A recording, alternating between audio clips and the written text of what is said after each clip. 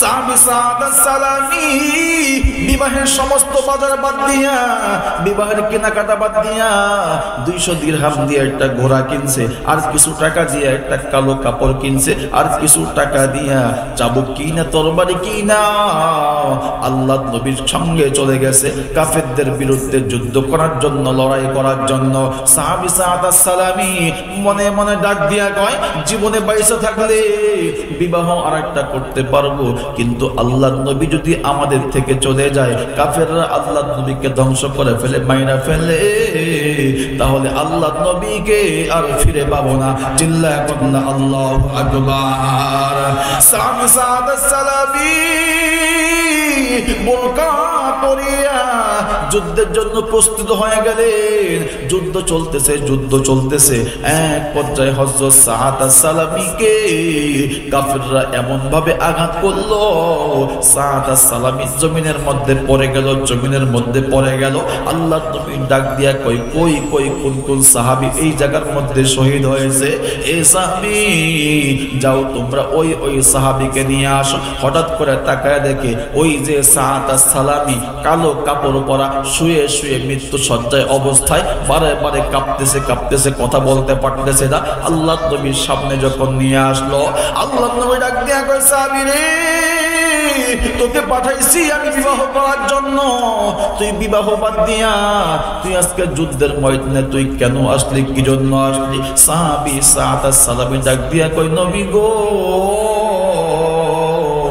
আমি গিয়েছিলাম বাজারের মধ্যে বিবাহের খরচ করার জন্য, ওই টাকা দিয়ে আমি মাল ক্রয় করার জন্য গিয়েছিলাম গো নবী। ও নবী গো, একজনকে যেন ডেক দিয়ে বলতেছে, ইয়াকতুলু মুহাম্মদ নবীকে কাফেররা কতল করে ফেললো।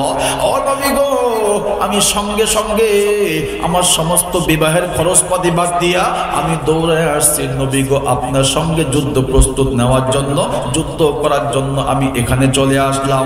আল্লাহর নবী ডাক দিয়ে কয়, সাহাবী রে, তাহলে কালো কাপড় পরিধান করে তুমি কি জন্য যুদ্ধের ময়দানে আসছো? সাহাবী ডাক দিয়া কই, নবী গো, আমি যদি আমার সিভিল ড্রেসে আমি এই জায়গার মধ্যে আসতাম, তাহলে নবী আপনি আমাকে দূর থেকে ডাক দিতেন, আমাকে যুদ্ধ করতে দিতেন না গো নবী। এই জন্য আমি কালো কাপড় পরিয়া, কালো বোরকা পরিয়া আমি আপনার পক্ষ হইয়া কাফেরদের বিরুদ্ধে যুদ্ধ করেছি।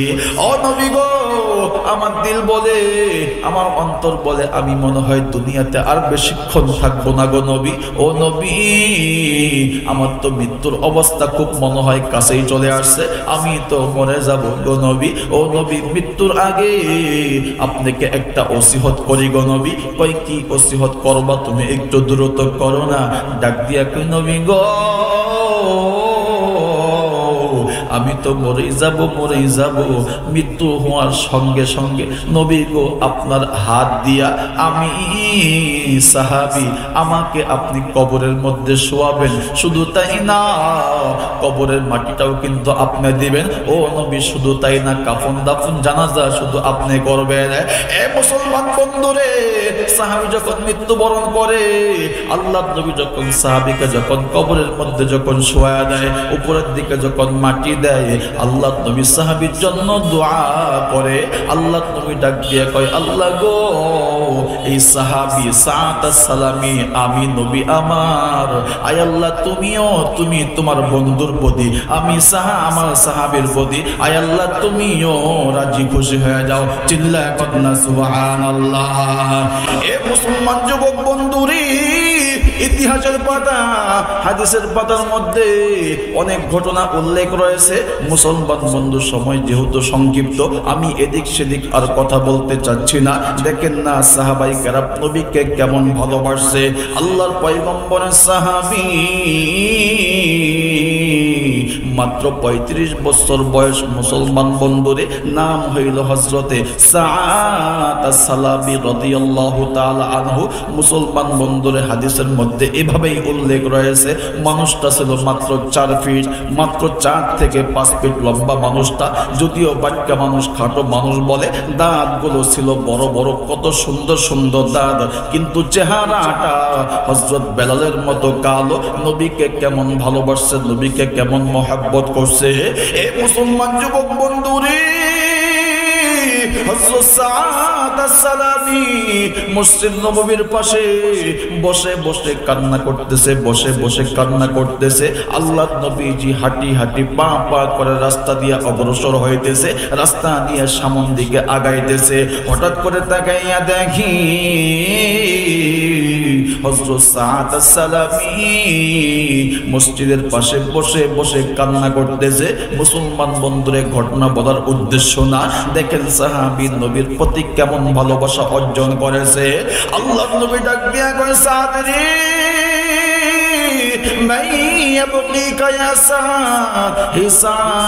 তোমাকে কোন জিনিস তোমাকে এত বেশি কাঁদাচ্ছে? হযরত সাদ রাদিয়াল্লাহু তাআলা আনহু নবীকে ডেকে ডেকে ডাক দিয়া কয়, নবী গো, আজকে 8 মাস যাবত হয়ে গেল আমি ইসলাম ধর্ম গ্রহণ করেছি গো নবী। ও নবী গো,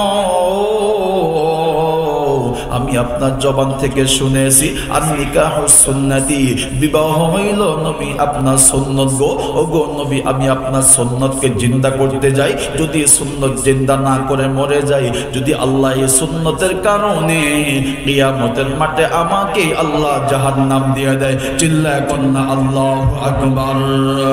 এ মুসলমান যুবক বন্ধুরে, আল্লাহ নবী ডাক দিয়া কয়, হে সাদ রে,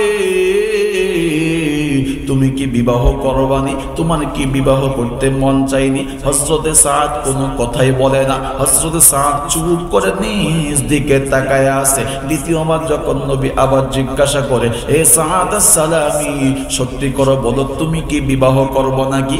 মুসলমান বন্ধুরে, আমাদের সমাজের মধ্যে কিন্তু বিবাহ হয়, বিবাহের সময় কিন্তু বলে, মেয়ের সামনে নিয়ে যায় বলে, অমুকের টাকা অমুকের সন্তান, অমুক বাড়ি অমুক এলাকার সন্তান, এত টাকা দেন মোহর ধার্য করিয়া, এত টাকা বাকি রাখিয়া তোমাকে বিবাহ করার জন্য আসছে।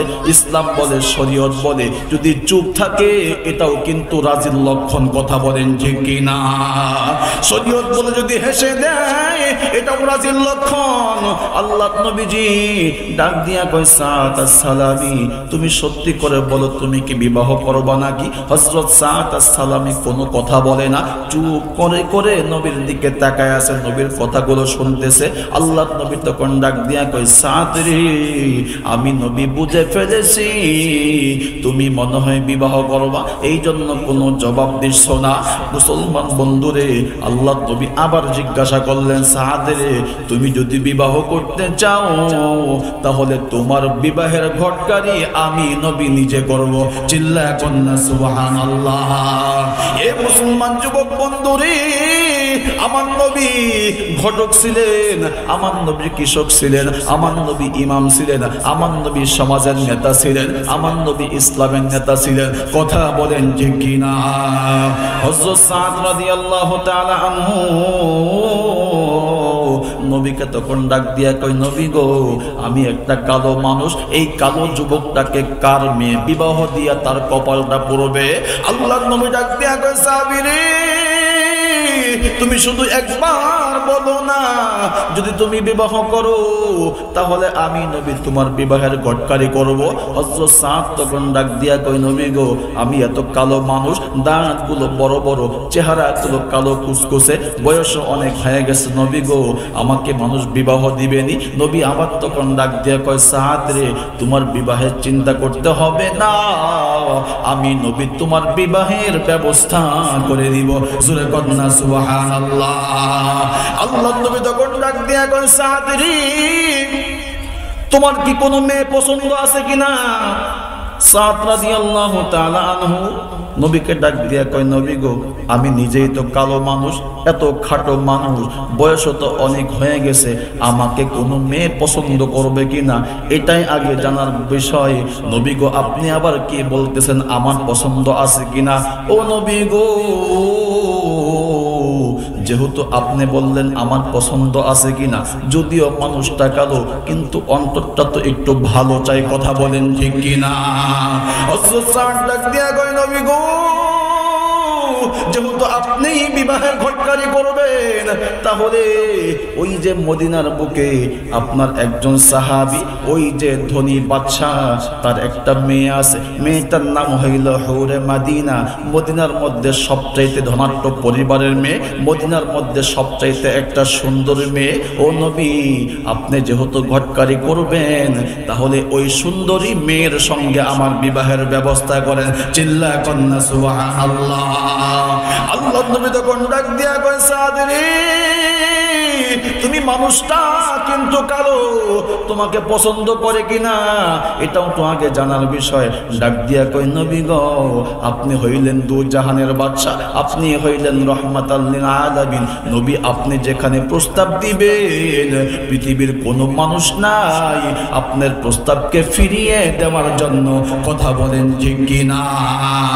এ মুসলমান যুবক বন্ধুরি, হযরত সাদ আস-সালামী নবীকে ডাকয়, নবী গো, তাহলে দ্রুত বিবাহের কাজটা সংশোধন করে দেন গো নবী। আল্লাহর নবী কয়, ঠিক আছে, এই যে আমার হাতের মধ্যে একটা চিরকুট আছে, চিঠি আছে, এই চিঠির মধ্যে লেখা আছে আমি নবী আমার পক্ষ থেকে তোমার মেয়েকে এই ছেলের সঙ্গে বিবাহ দেওয়ার জন্য এরকম বিভিন্ন কথা লেখা আছে। হযরত সাদকে ডাক দিয়া কয়, সাদ রে, এই চিঠি তুমি নিয়ে যাও, ওই যে মদিনার বুকে ওই সাহাবী, সবচাইতে ধনাঢ্য পরিবার, সবচাইতে বড় লোক, কোটিপতি, তুমি তার হাতের মধ্যে এটা পৌঁছায় দিবা। পৌঁছায় দেওয়ার সঙ্গে সঙ্গে এই প্রস্তাব তুমি দিবা। দেখো না আগে কি বলে। হযরত সাদ তো মনের মধ্যে ভয়, নবীকে ডাক দিয়া কয়, নবী গো, ও নবী, যদি আমি এত কালো মানুষটা ওই সাহাবীর মেয়ের জন্য বিবাহের প্রস্তাব দেই, তাহলে মনে হয় আমাকে আর দুনিয়াতে জীবিত রাখবে না। আল্লাহর নবী ডাক দিয়া কয়, সাহাবী রে, তুমি একটু যাও না, আমি নবী যেখানে ঘটক, আমি নবী যেখানে প্রস্তাব দিয়েছি, আমার দিল বলে, অন্তর বলে, আমার প্রস্তাব মনে হয় ফালাবে না। ছোট্ট ওই যে ওই আপনার 35 বছরের ওই সাহাবী সাদ আস-সালামী হাঁটি হাঁটি পা পা করে যখন যায়, সাহাবীর বাড়ির মধ্যে যায়, টুকটুক করে সালাম দেয়, কয়, আল্লাহর নবীর পক্ষ থেকে আসছি, আল্লাহর নবী আপনাকে সালাম জানাইছে। এই কথা বলার সঙ্গে সঙ্গে যখন চিরকুটটা হাতের মধ্যে দিল, দিয়া একটা জোরে দৌড় দিল। চিল্লায়া কন্যা আল্লাহু আকবার। সাহাবী সাদ আস-সালামী হাঁটি হাঁটি পা পা করে ভয় ভয় করে গেছে, যা বলতেছে, আল্লাহর নবীর পক্ষ থেকে আসছি, মদিনা থেকে আসছি। কয়, কেন আসছো? আল্লাহর নবী আপনাকে সালাম জানাইছে। ভালো কথা, তো কি নিয়ে আসছো? চিরকুট নিয়ে আসছি। কয়, কেন? দেখেন না পয়রা কি লিখছে এই জায়গার মধ্যে। তার মনের মধ্যে একটাই ভয়, যে আমি একজন সামান্য কালো যুবক হইয়া হেউরে মদিনা, মদিনার মধ্যে সবচাইতে সুন্দরী মেয়েকে আমি বিবাহের প্রস্তাব দিব, যদি মেয়ের বাবা আমাকে ধরতে পারে, অবস্থা কাহেল আছে। কথা কোন ঠিক কিনা? কথা বলেন ঠিক কিনা? ভয়ে ভয়ে গেছে। যাওয়ার পরে যখন সামনের দিকে অগ্রসর হইল, চিঠিটা হাতের মধ্যে দেওয়ার সঙ্গে সঙ্গে একটা দৌড় দিল। আল্লাহর নবীর সাহাবী ওই যে মেয়ের বাপ চিন্তা করলো, কিরে, আল্লাহর নবীর পক্ষ থেকে আসছে, আমাকে সালাম দিল, আবার আল্লাহর নবী আমাকে সালাম জানাইলো, ই আবার দৌড় দিল কেন? কারণটা কি বুঝলাম না। চিঠি যখন খুলে ওপেন করে তাকায় দেখে আল্লাহর নবী বলছে যে তোমার মেয়ের মাধ্যমে আমি যেই সাহাবীকে পাঠাইছি, হযরত সাদ আস-সালামী কালো সাহাবী, তোমার মেয়ের সঙ্গে বিবাহ দিতে হবে। এই কথা পড়ার সঙ্গে সঙ্গে সাহাবীর মেজাজটা হয়ে গেছে গরম। কথা কোন? বর্তমান আমাদের সমাজে এরকম, ছেলে কি করে অমুক করে, কি করে অমুক করে, মেয়ে সুন্দর ছেলে কালো, কি করে? সামান্য সংসার করে, দেওয়া যাবে না। আর যদি মেয়ে একটু সুন্দরী হয়, ছেলে একটু বয়স্ক হোক, 40 বছর হোক, 42 বছর হোক, কালো কুচকুচে হোক, চাকরি করে না, ছেলে অনেক সুন্দর। কথা কন, কথা কন, কথা কন। বর্তমান বাস্তব কথা। সাদ আস-সালামী রাদিয়াল্লাহু তাআলা এক দৌড় দিছে। সাহাবী এবার কয়, কি করবো? নবী বলছে, আমার তো বিশ্বাস হয় না। ডাক দেবে, আরো থাকে, মনে করছে কি যাচ্ছে কিয়ামত মনে হইব আমার। মনটা খারাপ, হাতের মধ্যে এই চিঠি নিয়া যখন ঘরের মধ্যে ঢুকলো, বিবি ডাক দিয়া কয়, তুমি ঢুকলা, আসলা কত সুন্দর করে, ভালো একটা মন নিয়া, তুমি ঘরে ঢুকতেছো, মনটা কেমন দুর্বল, খারাপ লাগতেছে, বুঝলাম না কাহিনী। তখন ডাক দেওয়া কয়, কাহিনী উল্টা। কয়, কি হয়েছে? কয়, নবী নাকি একটা ছেলের মাধ্যমে বিবাহের প্রস্তাব পাঠাইছে আমার মেয়ে হেউরে মদিনার দ্বারা। কোন ছেলে? ওই যে হাইটে হাইটে কালো একটা যুবক, কেমন জানি লাগে। আমার তো মেয়ে, আমি ধনাঢ্য পরিবারের একটা সন্তান, আমার মেয়ে ভালো একটা রাজকীয় ছেলের সঙ্গে বিবাহ দিব, কিরকম যেন আমার কাছে লাগতেছে। মুসলমান বন্ধুরে, সাহাবী এবার যখন বিবিকে ডাক দিয়া কয়, বিবি গো, আমার মেয়ে হইল সুন্দরী, আমি হইলাম কোটিপতি, আমার মেয়েকে আমি সুন্দরী একজন ভালো একজন ধনাঢ্য পরিবারের মধ্যে বিবাহ দিব।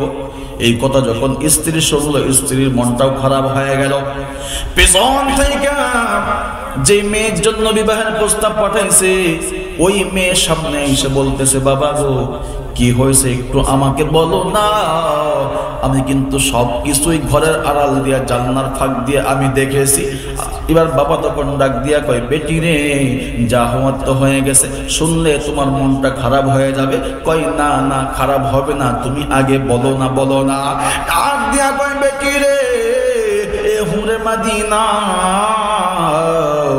আল্লাহ নবী তোমার জন্য প্রস্তাব পাঠাইছে।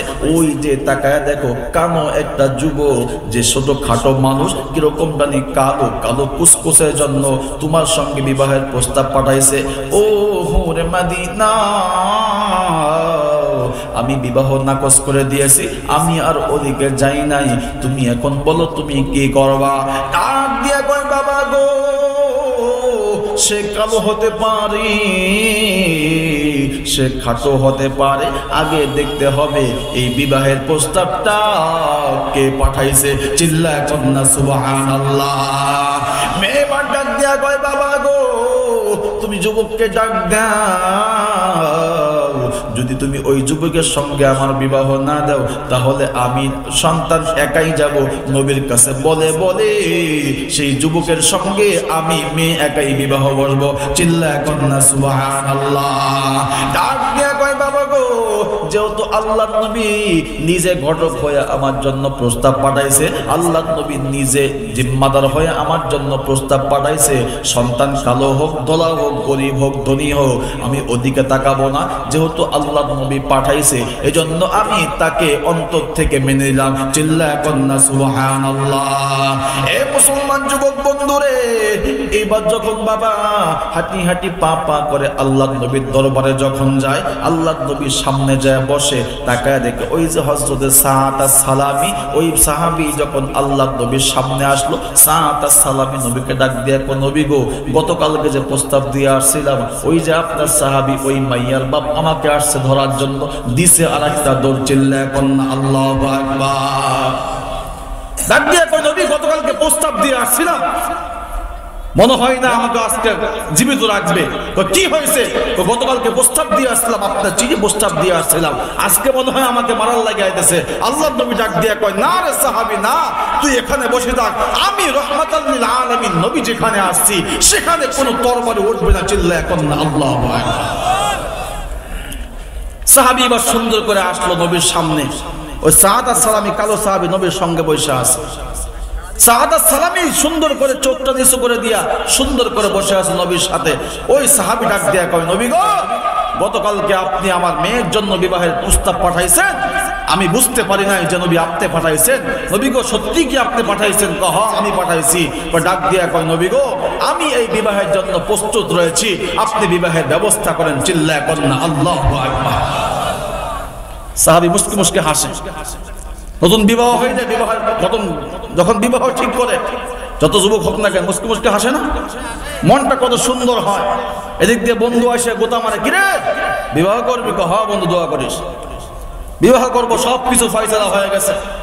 আল্লাহ নবী সাহাবী সাআদ আস-সালামি নবী তখন ডাক দিয়ে কয়, সাআদ রে, তুমি যে বিবাহ করবা, তোমার কাছে টাকা আছে নি? কয়, না নবী গো, বিবাহ তো করবো, আমার কাছে টাকাও নাই, দিরহামও নাই। তাহলে কেমনে বিবাহ করবা? নবী, যখন আপনি যেহেতু বিবাহের জিম্মাদার আপনি হয়ে গেছেন, তাহলে আমার মনে হয় এখানে আমার টাকা পয়সার কোনো প্রয়োজন নাই। চিল্লায় কন্যা আল্লাহু আকবার।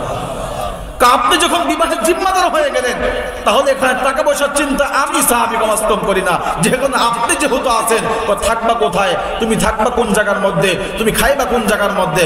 নবী, যেখানে আপনি আছেন সেখানে আমার আর মাথা পরি চলবে না, আপনি আমার সবকিছু। চিল্লায় কন্যা আল্লাহু আকবার। আল্লাহ নবী তখন আরেকটা চিরকুট লিখলেন, যাও হযরত ওসমানের কাছে যাও, আলীর কাছে যাও, বিভিন্ন সাহাবীর কাছে পাঠাইলেন। 3 জন সাহাবীর কাছে পাঠাইয়া 600 দিরহাম নিয়ে আসলেন। কয়শো দিরহাম? 600 দিরহাম নিয়ে আসলেন।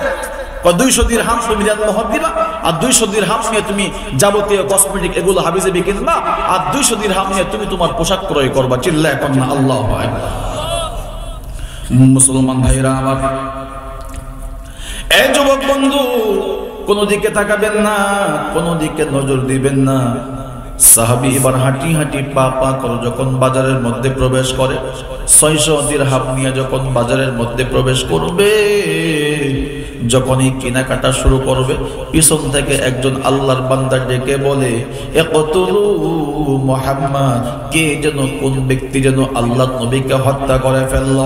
সাহাবী সাদ সালামি বিবাহের সমস্ত বাজার বাদ দিয়া, বিবাহের কেনাকাটা বাদ দিয়া 200 দিরহাম দিয়ে একটা ঘোড়া কিনছে, আর কিছু টাকা দিয়ে একটা কালো কাপড় কিনছে, আর কিছু টাকা দিয়া চাবুক কিনা তরবারি কিনা আল্লাহর নবীর সঙ্গে চলে গেছে কাফেরদের বিরুদ্ধে যুদ্ধ করার জন্য, লড়াই করার জন্য।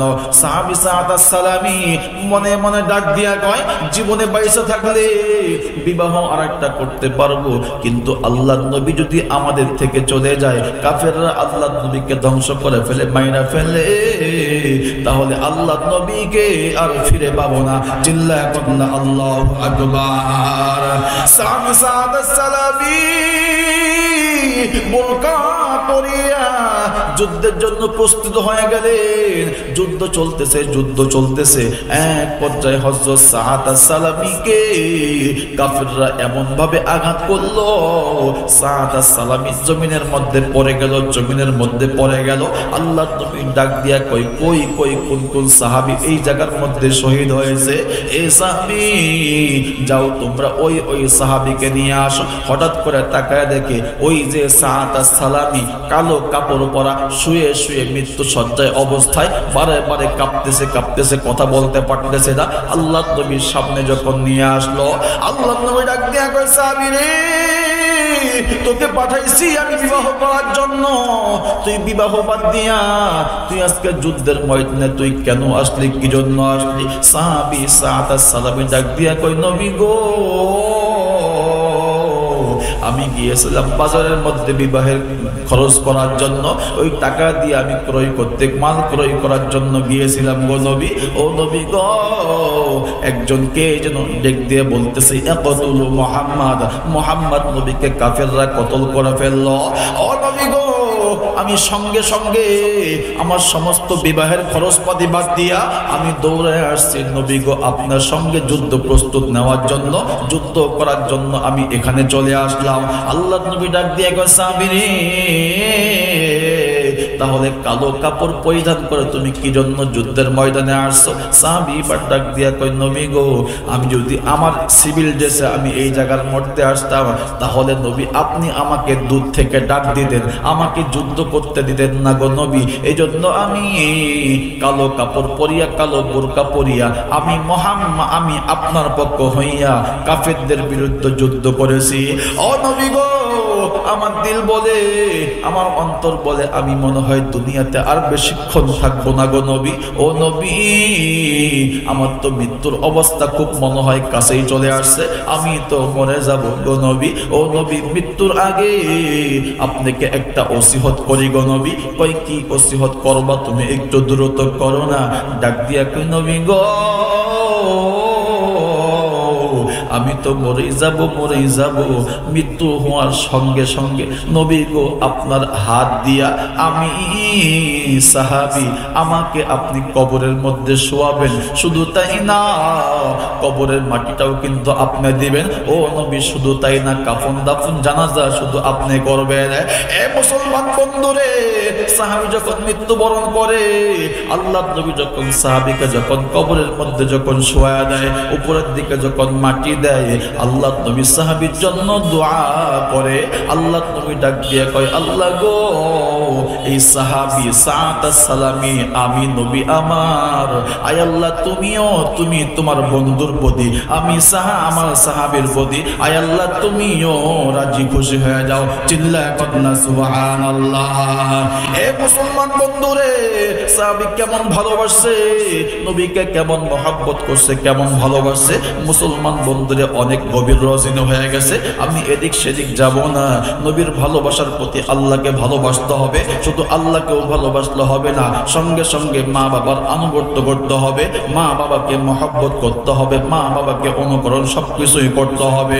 মুসলমান বন্ধুরে, যেহেতু এই জায়গার মধ্যে তালিমুল কোরআন মাদ্রাসা, ইকরা মাদ্রাসা, এই মাদ্রাসা সমাজের মধ্যে হইলে কি ফায়দা হবে, কি না ফায়দা হবে। আপনার আমার সন্তানকে হাফেজ বানাইলে, আলেম বানাইলে দুনিয়াতে কতটুকু ফায়দা হবে, না ফায়দা হবে, এটা আপনি আমি এখন বুঝবো না, মৃত্যুর পরে অবশ্যই কাজে লাগবে। কথা বলেন ঠিক কি না? এ মুসলমান বন্ধু, কেউ উঠাউঠি করবেন না।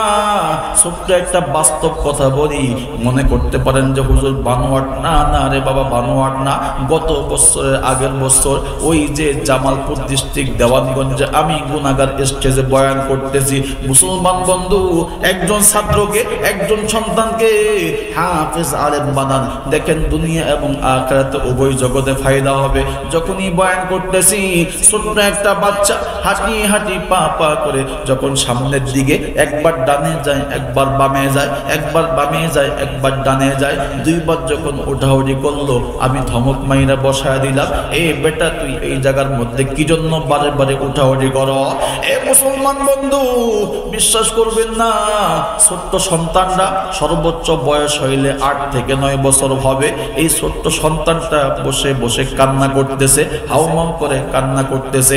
পাশেই সভাপতি ডাক দিয়া কয়, হুজুর গো, আপনি যাকে ধমক মারলেন একটু তাকায় দেখেন কত ভাবে কান্না করতেছে, চোখের পানি টপ টপ করা ফালাইতেছে। আমি বললাম কেন?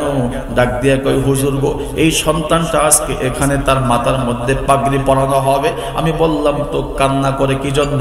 সন্তানটাকে যখন স্টেজের মধ্যে ডাক দিলাম, ডাক দিয়ে বললাম, বেটা তুমি কি জন্য কান্না করো? ধমক দিছি বুঝি তুমি রাগ করছো? কই না, আমি এই জন্য কান্না করি না, এই জন্য কান্না করি না হুজুর গো, আজকে আমার মাথার মধ্যে পাগড়ি দেওয়া হবে হুজুর। ও হুজুর গো, আমি 3 বার গিয়েছি মহিলা প্যান্ডেলের মধ্যে, আমি 3 বার গিয়েছি, বারে বারে যাই আর আসি, দেখি সব মহিলাই আসে, কিন্তু আমার মা তো আর আসে না। আমি বললাম তোমার মার কি হয়েছে, তোমার মা কেন আসে না? ডাক দিয়া কয়, হুজুর গো, আমি একজন এতিমের সন্তান।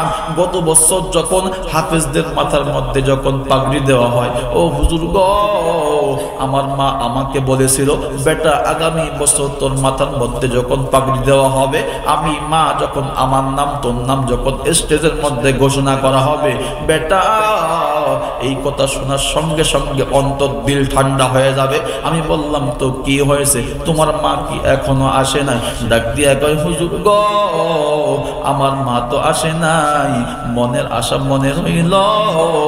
গত 3 দিন আগে আমার মা দুনিয়া থেকে আমাকে রাইখা চলে গেছে। চিল্লা কন্যা আল্লাহু আকবার। ছোট্ট ভালো কান্না করে ডাক দিয়ে বললাম, তোমার মা চলে গেছে, তোমার বাবা তো আছে? কই না হুজুর, যখন আমার বয়স যখন 3 মাস বয়স, আমার মা যখন আমাকে 3 মাস নিয়ে যখন লালন পালন করতেছে, হঠাৎ করে আমার বাবা মারা গেছে।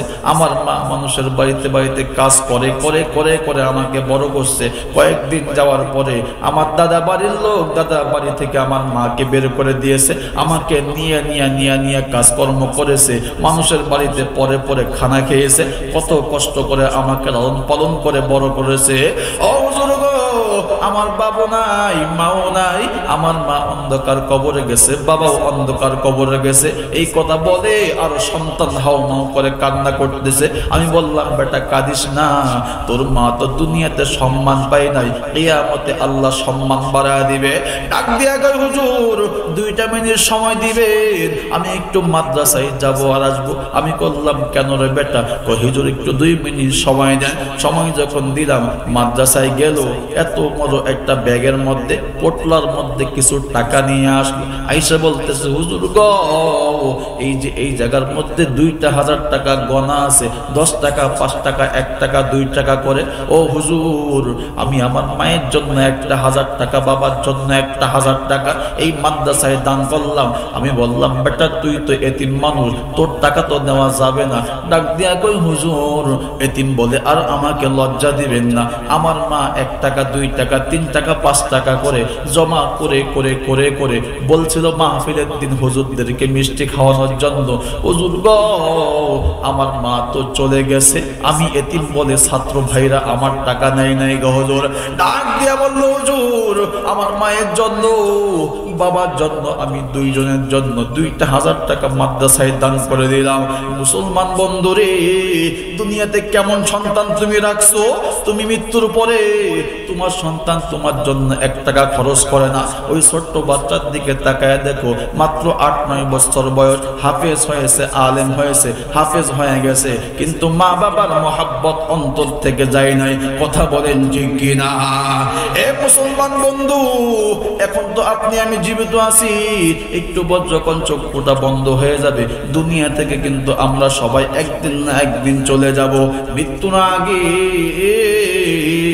নিজের জীবনটা আত্মশুদ্ধি করার জন্য, নিজের জীবনটা পরিবর্তন করার জন্য, আখিরাতের ব্যাংকে কিছু রাখার জন্য, মায়ের মহাব্বতে, বাবার মহাব্বতে, নবীর আশিক রাসূলের মহাব্বতে, এই জায়গার মধ্যে কত আল্লাহর বান্দা আছেন, অনেকের টাকা অনেক জায়গার মধ্যে খরচ হয়ে যায়। আমি এই জায়গার মধ্যে বেশি না, মাত্র 10 জন আল্লাহর বান্দা চাইবো। কোন কোন আল্লাহর বান্দা আছো? মায়ের জন্য 500, বাবার জন্য 500, এই জায়গার মধ্যে একজন আল্লাহর বান্দা দাঁড়ায় যাও, হুজুর আমার মায়ের জন্য আমি 500 টাকা, মা মরে গেছে, দুনিয়া থেকে চলে গেছে, মায়ের জন্য 500, বাবার জন্য 500, এরকম কোন আল্লাহর বান্দা এই জায়গার মধ্যে আসনি? একটু মেহেরবানি করে দাঁড়ায় যাও।